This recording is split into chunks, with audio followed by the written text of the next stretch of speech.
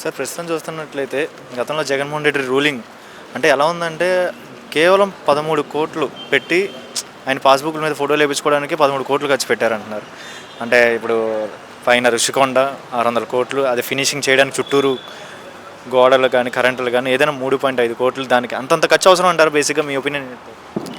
జనం సొమ్ము ఖర్చు పెట్టడంలో వైఎస్ జగన్మోహన్ రెడ్డిని మించిన వాళ్ళు లేరు. అదే చంద్రబాబు నాయుడు చూసుకున్నట్టు లాస్ట్ 3 months నుంచి ఆయన పరిపాలన కంపేర్ టు ప్రీవియస్ గవర్నమెంట్ చాలా బెటర్గా ఉంది. ఎందుకంటారేమో, జగన్మోహన్ రెడ్డిని కలవడానికి ఇంటికి వెళ్ళాలంటే ఆయన ఒక జైలు గోడలు దాటుకుని మనం వెళ్ళాల్సి వచ్చేది. మీరు చూసే ఉంటారు జైలు గోడలు లాంటి ఎంతంత ఎత్తు కట్టారు.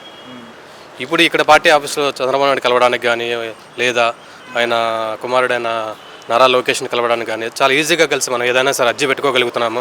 అర్జీ పెట్టుకున్నా సరే అది ఇమీడియట్గా ప్రాసెస్ జరుగుతుంది. అందుకే జనాలు చూస్తారు ఎంతమంది వస్తున్నారు.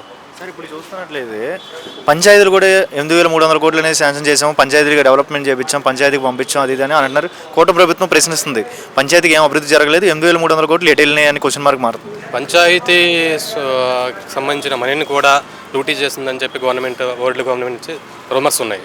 అవి మీకు తెలిసే ఉంటుంది, జనాలకు కూడా తెలుసు. సో ఉద్యోగాలు అభివృద్ధి ఎలా ఉండబోతుంది ఈ కూటమి ప్రభుత్వం ద్వారా? ఉద్యోగాలు ఏమైనా వస్తాయంటారు? ఇక్కడ వచ్చి జస్ట్ 3 months అయింది కదా, ఇంకా చెప్పలేము దాని గురించి. ఉద్యోగాల గురించి నోటిఫికేషన్స్ కొన్ని ఇచ్చారు, బట్ అవి ఇంకా ప్రాసెస్లో జరుగుతున్నాయి. ఇంకా రానున్న కాలంలో మరి ఎలా ఉంటుంది అనేది చూద్దాం. ప్రీవియస్ గవర్నమెంట్ బెస్ట్ ఆప్షన్ అంటారు, ఈ కూటమి ప్రభుత్వం బెస్ట్ ఆప్షన్ అంటారు రాష్ట్రం డెవలప్మెంట్ పరంగా ముందుకెళ్ళాలంటే? డెవలప్మెంట్ పరంగా ముందుకెళ్ళాలంటే చంద్రబాబు నాయుడు గారే, అది ఆల్రెడీ ఆయన ప్రూవ్ చేసుకున్నారు. అన్నా క్యాంటీన్, వాట్ అబౌట్ అన్నా canteen? One review about one sentence. పేదల పాలిట అన్నదాత. మంచిదే అంటారా అన్నా క్యాంటీన్?